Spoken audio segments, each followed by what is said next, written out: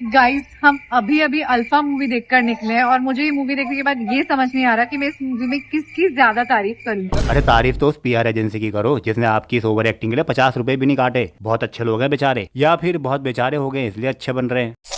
चलो सकाओ सकियो, अल्फा मूवी की असफल कामयाबी के बाद हमारे लीजेंडरी वायरफ ने अपना ब्रह्मास्त्र चला दिया है, जो कि वायरफ की कुशलता का बखान करते हुए बहुत ही शानदार तरीके से विफल रहा है। और इस विफलता का संपूर्ण श्रेय जाता है हमारे ओवर टैलेंटेड, ओवर क्रिएटिव और ओवर चूतिया इंसान जो कि है आदित्य चोपड़ा। जी हाँ, उन्होंने जो एक्स्ट्रा ऑर्डिनरी स्क्रिप्ट लिखी है ना, वो बेचारी इस मासूम जनता को समझ में ही नहीं आई है। वैसे अब तक अगर तुमने उस मिस्टेक के लिए कमेंट कर दिया है तो थैंक्स, एटलीस्ट तुम्हें तो याद है कि वो उदय चोपड़ा है। हमें कोई ये बताए कि ऋतिक रोशन इसमें आया क्यों था। भाई हम आपकी भावनाओं का पूर्णतः सम्मान करते हैं, लेकिन आपका सवाल गलत है। आपको ये पूछना चाहिए कि फिल्म थिएटर में आई ही क्यों। इसे तो बनने के बाद डिफेक्टिव पीस बोल करके हाथों हाथ डिस्ट्रॉय कर देना चाहिए था। फिर क्यों इसे लोगों के दिमाग को दर्द देने के लिए थिएटर में लगने दिया। Good question. मुझे तो ये समझ में नहीं आता कि बॉलीवुड वाले जनता को समझते क्या हैं। एक तो उन्होंने इतना तगड़ा जहर बनाया, उसके ऊपर से इस जहर की क्रिएटिव मार्केटिंग भी करवा रहे हैं। भाई अल्फा देखो यार। तो अब मुझे समझ आ गया समय रहना क्यों अल्फा अल्फा कर रहा था। हाँ, अब हमारी समझ में भी आ गया है इस विशुद्ध टैलेंटेड इंसान की ऊंची और महान सोच। कॉमेडियन है ना साला, 200 रुपए का मजाक कर गया। कमीने ने अपना शो बेचने के चक्कर में हमारे भरोसे का सौदा कर डाला।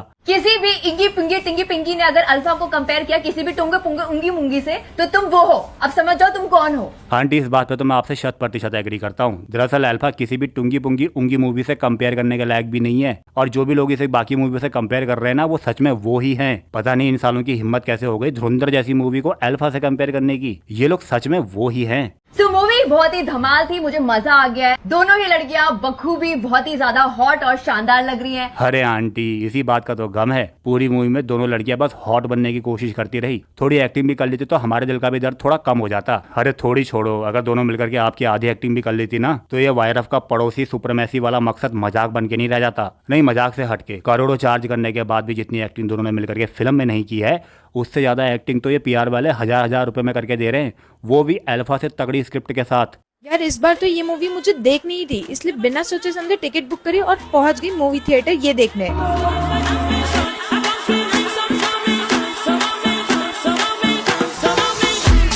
बस आंटी, हमारे साथ भी यही धोखा हुआ। हमने भी सोचा था फिल्म किसी स्पाई के ऊपर होगी, लेकिन पूरी फिल्म में दो बच्चियां राजस्थान से कश्मीर, कश्मीर से लद्दाख और लद्दाख से चेरापूंजी तक का सफर करती हुई दिखी, वो भी चुन्नू मुन्नू झगड़ों के साथ। और उसके लिए भी उन बच्चों के झगड़े में ऋतिक अंकल को कूदना पड़ा बच्चों को बचाने के लिए। इतना दिमाग खराब तो अल्फा ने हाई स्कूल से इंटर तक 2 सालों में नहीं किया, जितना इन 2 घंटे 22 मिनट में कर दिया। मूवी का एक भी सेकंड मिस करने वाला नहीं था। एंड दोनों की एंट्री भाई क्या कमाल लग रही थी। आंटी, वो एंट्री कमाल नहीं माला माल थी। ब्रांड इंटीग्रेशन करने का मौका जो मिल गया था इन दोनों बच्चों को अपनी अपनी एंट्री पर। एक तो सीधा केविन की चड्डी पहन करके नजर आई और दूसरी ने तो फ्रेंच फ्राइज ही उठा ली है। मतलब ऐसे ही तो एंट्री होती है वायरफ यूनिवर्स में फीमेल प्रोटोगेनिस्ट की। यार सोचने वाली बात है, वायरफ यूनिवर्स में जितनी भी मेल डोमिनेंट फिल्में हैं ना, उनमें से किसी ने भी शायद ही कोई ब्रांड इंटीग्रेशन किया होगा, लेकिन फीमेल स्पाई वाली मूवी में भर भर के ब्रांड ठोक दिए। शायद इन्हें पहले समझ में आ गया था कि जब ऋतिक और सलमान जैसी अपनी मूवी नहीं बचा पाए तो ये छोरियां क्या ही कर लेंगी, इसलिए टाइम रहते ही पहले पैसा वसूल कर लो। खैर मैं तो हैरान हूँ उन पीआर वालों के हवा में तले पकौड़े देख करके। भाई फिल्म की तारीफ करने के लिए इन्होंने हवा में जो लंबी लंबी फेंकी है ना, समझ में नहीं आ रहा लपेटे कैसे।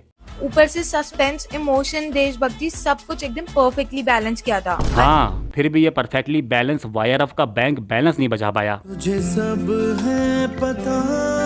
आंटी ने जो एक साथ इतनी लंबी लंबी फेंकी है ना, समझ में नहीं आ रहा लपेटे कहाँ से। चलो एक एक करके लपेटते हैं। फिल्म में सस्पेंस तो इतना था कि ऋतिक के कैमियो से लेकर के फतेह सिंह की गद्दारी तक, आलिया और शर्वरी बहनें हैं से लेकर के अनिल कपूर फिल्म में भी अनिल कपूर ही है तक, सारा सस्पेंस तो ट्रेलर में ढीली लुंगी की तरह खुल गया था। बस थिएटर में जाकर के 2 ही सस्पेंस मिले। एक फतेह सिंह का कैरेक्टर पाकिस्तानी हमजा था और दूसरा यह फिल्म सोच से भी ज्यादा बुरी थी। अब बात करते हैं इमोशंस की। फिल्म में एक सीन है जहां आलिया का कैरेक्टर अपने बाप यानी अनिल कपूर से मिलती है। वो सीन इस मूवी का सबसे इमोशनल सीन होना चाहिए था, लेकिन पता नहीं क्यों उदय चोपड़ा ने अपने घोड़े के दिमाग से सोचा कि इस सीन को फनी बना देते हैं, जहां आलिया अपने जोक क्रैक करने की नाकाम कोशिश करेगी, अपने बाप और बहन के इमोशंस पर हंसते हंसते मूत देगी और जनता इस सीन को देख करके रो देगी। खैर रोना तो आया था, 200 रुपए याद करके इस फिल्म के चक्कर में शहीद हो गए ना। अरे रुको यार, अभी तो तीसरा एंगल भी लपेटना है। पूरी फिल्म में यह पाकिस्तानी हमजा उर्फ फतेह सिंह सीरम को इंडिया में बना करके पाकिस्तान ले जाना चाहता था, क्योंकि ऑफ कोर्स इंडिया में सबसे ज्यादा बेस्ट साइंटिस्ट रहते हैं और वह अल्फा बना भी लेता है। और वही सीरम अनिल कपूर उठा करके अपनी बीवी को दे देता है। उस सीरम की वजह से उसकी दोनों बेटियां सुपर सोल्जर बन जाती हैं।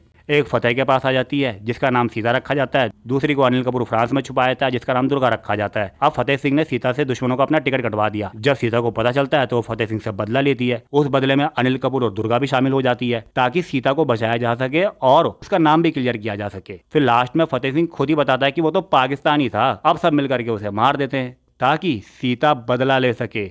अब मुझे बताओ, क्योंकि फीमेल प्रोटोगेनिस्ट ने अपने पर्सनल रिवेंज के लिए विलन को मार दिया तो क्या वो देशभक्ति कहलाएगी या नहीं? इसका जवाब तुम लोग मुझे कमेंट्स में बताओ। बाकी हम चलते हैं अगले कुछ ऐसे लॉजिक की तरफ जिसे ये पीआर के प्यादे उछल उछल के प्रस्तुत कर रहे हैं। आलिया फाइट में हंस रही है अल्फा मूवी में, इससे सबको कंप्लेन है भाई। समझने वाली चीज है कि वो बचपन से ही बहुत ब्रूटली ट्रेन करी गई है, उसके ऊपर सीरम का भी असर है, तो उसकी स्माइल उसके सैवेज एटीट्यूड और कॉन्फिडेंस को दिखा रहा है। उसको पता है कि भाई उसको कोई इजीली हरा नहीं सकता, इसलिए वो ऐसी है। चलो भाई पॉपकॉर्न लेकर के बैठ जाओ, क्योंकि अब हम इस पेड लॉजिक की बुनियाद हिलाने वाले हैं। एक लड़की जो बचपन से ही कड़े पिंजरे में कैद रही, डरती रही, सहमती रही, अपने इमोशंस को मार मार करके अपने बाबा के सामने खुद को प्रूव करने की कोशिश करती रही। फिर एक दिन उसे पता चलता है कि उसका बाप ही वो सबसे बड़ा गेंडू है जो उसकी गुद्दी फाड़ करके ग्लोरी बनाना चाहता है। नॉर्मल इंसान तो ऐसे में मेंटल ब्रेकडाउन होता, दर्द, गुस्सा, नफरत सब एक साथ फटते, वो वापस आता, तबाही मचाता, क्योंकि वो अंदर से कंप्लीटली ब्रोक है। लेकिन यहाँ आलिया का कैरेक्टर हंस रहा है, खिलखिला रहा है। वो तबाही मचाने तो आया लेकिन ऐसे रिएक्ट कर रहा है जैसे उसका बाप बचपन में उस पर अत्याचार नहीं करता था, बल्कि बचपन में उसके साथ छुपन छुपाई खेल रहा था। अरे बहन मत पाल इतने वहम, ये कैरेक्टर ब्रूटली ट्रेन नहीं, ब्रूटली ब्रेन डैमेज लग रहा है। ट्रॉमा चलते चलते दिमाग का गुद्दा हो गया है इसके। वायर वालों, इसको अगले स्पाई यूनिवर्स में डालने से पहले किसी ढंग के मेंटल असाइलम में भेजो। स्पाई बिकनी कैसे पहन सकते हैं? कितना डम सवाल है भाई। स्पाई की कोई यूनिफॉर्म नहीं होती, मिशन और लोकेशन के हिसाब से कवर अपनी आइडेंटिटी चेंज करता है, तो उसमें ड्रेस भी चेंज करेगा और जहाँ है उस हिसाब से रहेगा ना। तो इसमें समझने में इतनी प्रॉब्लम क्यों हो रही? कितनी बेवकूफी वाली बातें हैं लोग कर रहे हैं ट्रोल करने के लिए बस। अरे बहन तूने फिर पाल लिया एक और वहम। नहीं, तेरी बात 100% सही है, लेकिन मेरा एक छोटा सा सवाल है।